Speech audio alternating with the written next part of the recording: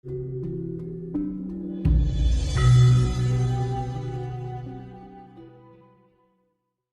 agama kuwi asline kan yo termasuk budaya to. Budaya Jawi. Cuma tengere budaya Jawa ki mesti candi. Koyok masjid, gereja, pura itu aslinya ya juga budaya minturut agamane dhewe-dhewe. Nggih. Nggih, terus niki Mbah. Setelah mengikuti ritual-ritual ngoten niku kados pusaka dijamas niku sebenarnya ada energi apa sih Mbah lek sampun diruat kados keris misal Mbah diruat dijamas ngoten niku napa kekuatane anyar malih napa hanya ngenyarne energinya napa pripun to sebenarnya niku ya saiki lek teko pahame menungso sak donya kan dhewe-dhewe ya gak boleh disalahkan lek dari kapitayan Mbahno dengan adanya jamas pusaka kuwi mau lire kok ngenyari tidak pusaka kuwi mau lek minturut pahame kuwi ya kan ya termasuk ya budaya juga kan mboten ngenyari energi supados napa istilah kekuatannya tambah besar mboten nggih tidak tetep lek maune cilik ya panggah cilik cuma dengan jamas ki mau ibarate wong ya didusi ben resi kan ngono lho energi negatifnya kersane positif ngoten ya tetep panggah lek kon munda omonge energine munda tambah kuwi ya berarti akal loro akal-akalan oh ngoten berarti dulunya itu energi kecil ya tetap kecil lek besar ya tetap bangga besar tapi dilestarikan nggih istilahnya nggih bener didusi niku nggih diperbarui didusi napa niku Mbah kata tiang niki nggih kula pernah Mbah dikomentari tiang bakar dupa terus bakar kemenyan niku kan nek kula damel wangian ten jero ruangan ngoten niku niku kula niku pernah kalih tiang niku kon awakmu iku istilahnya lek nyumet dupa iki padha karo awakmu musyrik padha karo awakmu iku ngundang demit sebenarnya niku napa to Mbah kegunaan dan fungsi manfaatnya dupa niku napa bakar dupa niku sejatine niku damel napa sebenarnya lah iki berhubung Mbahno ki wong Jawa ya dari kapitayan Jawa eneke ngebong dupa kuwi mau sarana mau menyatukan roh dari leluhur yang sudah masa lalu nyambung rasa sarana ibarate wong semadi kuwi ya untuk menyambung dari jagat gede nang jagat cilik jane kan ngene ya dadine menungso urip sak donya iki asline sadar tidak sadar percaya tidak percaya jadi dari energi jagat gede gitu uripe menungso asline percikan nduran percikan dari kekuatannya energi alam yang dikatakan buana agung itu tadi ayo tak logikane ya menungso iki percikane teko iki sing mlebu mangkane ada dua antarane jagat gede harus jagat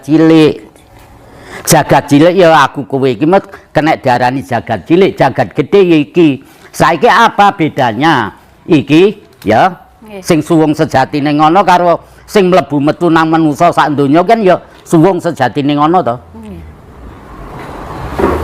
ya ini anek kaitane suwung sejatine ngono sing mlebu metu sing iso nguripi manungsa iki kena diarani Nur Muhammad Nur Muhammad niku saged dijelasne Mbah pripun bisa dijelaskan ya kanggene arek sekolah tulisan Nur iki kan N-O-R artinya N iki napas kuwi ana sampean percaya napas ki enek percaya N ya one ora wujud tapi ana. Kowe percaya enggak? Lelek wujud cekelen. Nggih. Tapi keneke kan ere, rasakno. Nggih. Nah, bisa dirasakan ya? Bisa dirasakan, nggih. Nur. Terus kata mukamat ya, eme manungso. Ora iso ngelak one ya. Jadi ini ora iso ngindar menungso iki. Kane kabeh eme mati. Logika enggak? Logika. Apa? Kuwi tembung Nur Muhammad. Nur Muhammad, nggih. Ya jelas, ene napas iku ana. Ora wujud tapi ana rasakno. Ora Manungsa ora iso ngindar kabeh modar atau mati. dadose kematian itu nggak bisa dihindari. Ya lek iso ngindar-hindarono. Karena apa? Mati ki ora kena dijaluk. Nggih. Ya. Mangkane ayo to padha sadar. Sing barang mesti dinteni teko ya ora dinteni ya teko. Ditinggal, oh ditinggal. Ngono lho. Tapi ini enek kaitannya karo mati ya. Nggih. Mati ki mau secara tidak langsung tuntunane Arab. Mati Tuntunane Arab. Logikane besok lek mati aku masuk swarga di papak widodari. nggih, niku teng swarga nggih. Ya omongi ngono, aku kan ya ngrungokne ya. Nggih. Tapi kalau sebagai orang Jawa, teko Titi Wanci, tembunge Bali. Balik nggih, Bali niku Bali, heeh, Bali, tembunge ninggal. ninggal. Tapi ninggale wong Jawa ninggal raga. Ninggal rogo nggih. Matine rasa.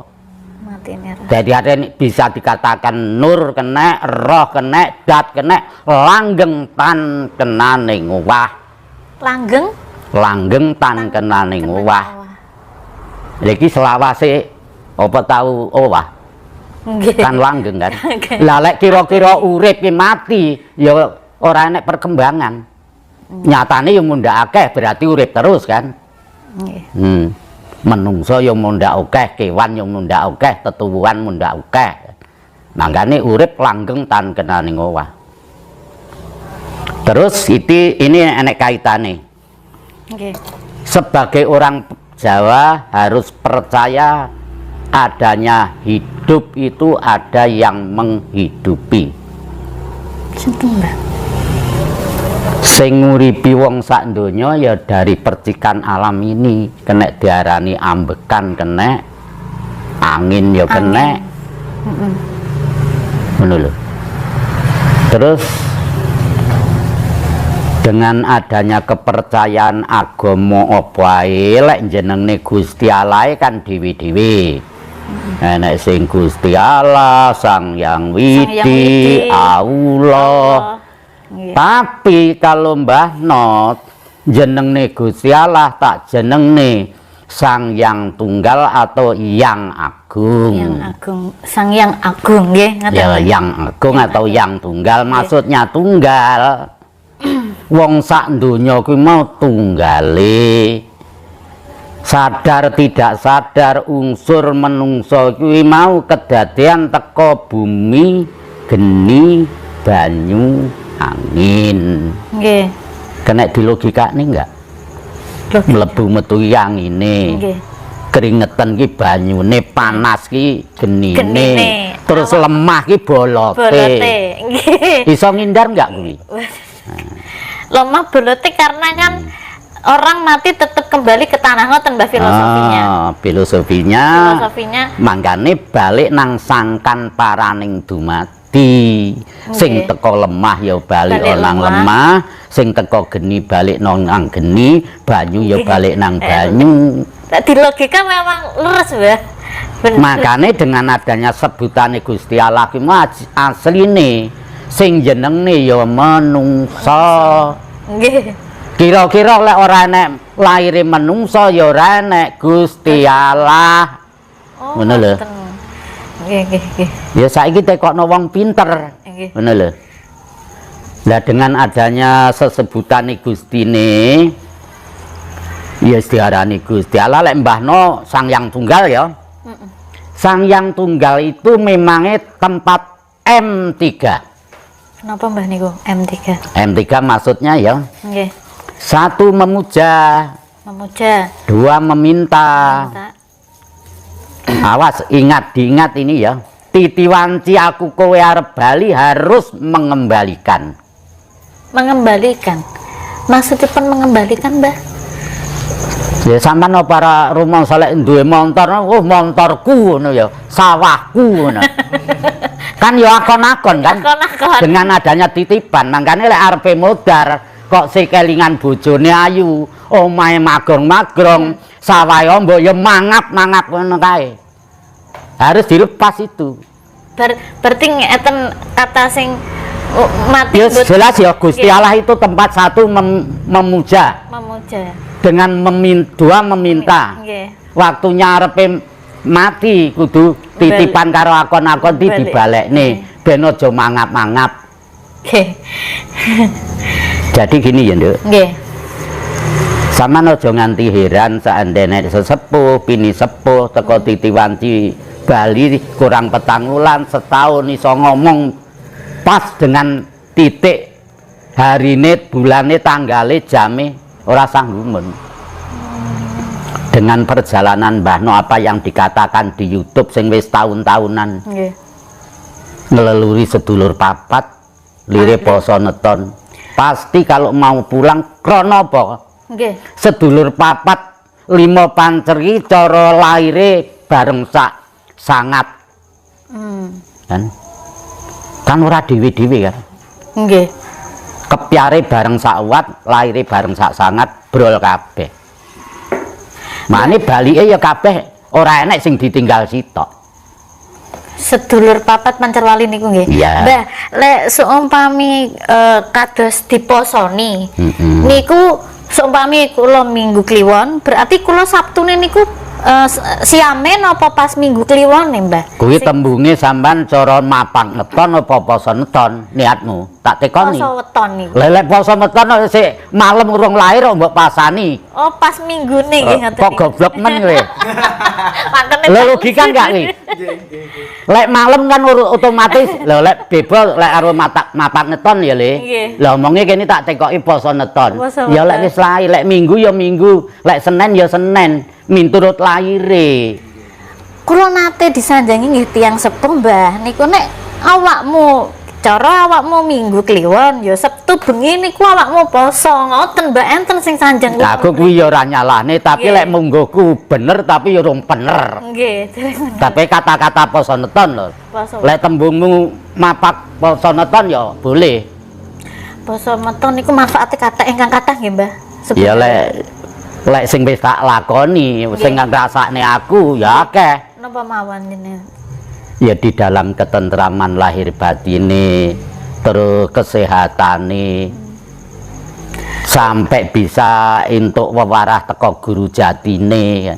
Nggih. Posonipun niku nggih biasa nggih, Mbah, kados poso-poso. Ora iso, gak digawe padha. Pripun, Mbah? Sing sae niku pripun? Saiki lek diarani wong Jawa poso neton ki ya dijikukne teko ibu bumi, bapa kuwasa, bapa rina, biyung wengi. Dadine sedina sewengi. Niku mboten maem, mboten mimi. Lho lek jenenge maem ki ora poso. Maksudnya pas nggih kadose biasane kan magrib nih ngoten niku maem mboten nggih. Nggih sedina bleng ngoten niku napa pripun? Ya Kula mboten nate lek sampe. aturane Mbah No lek diarani poso neton selama 24 jam mulai awalane nganti akhirane baru mangan.